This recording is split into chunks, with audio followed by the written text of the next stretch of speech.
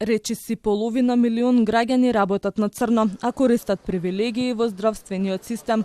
Во државата според Фондот за здравство има нешто над 1.800.000 осигуреници, а фокусот се над 477.000 лица кои работат во сивата економија и оние кои живеат или приходите им се во странство.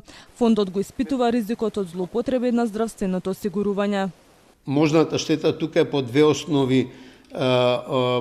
Условно да кажам, тоа е дека се оштетува буџетот бидејќи се обезбедува бесплатна здравствена заштита за луѓе кои може да си допуштат да платат, и второ дека ние имаме број на осигуреници кој не е реален во основа, а ние ги исплаќаме капитациите за матични лекари врз основа на трпови. Сами може да констатирате дека бројот на осигуреници не е поголем од бројот на попишани жители на последниот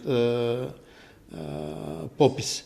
Од крајот на ноември пак 2 лека против згручување на крвта ќе бидат достапни во аптеките со само еден обичен рецепт. Станува збор за двата антикоагуланси – еноксапарин и надропарин, кои досега беа на болничката позитивна листа, и за домашно лекување граѓаните мораа да користат рефундации.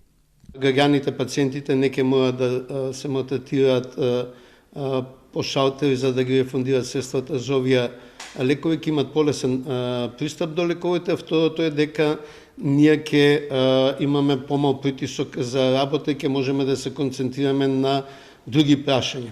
По иницијатива на Фондот за здравствено осигурување, со одлука на владата во работната група која ќе ја проверува злоупотребата на фондовските пари, ќе учествуваат и Министерствата за здравство и финанси, Управата за јавни приходи, а по потреба ќе помага и Министерството за внатрешни работи.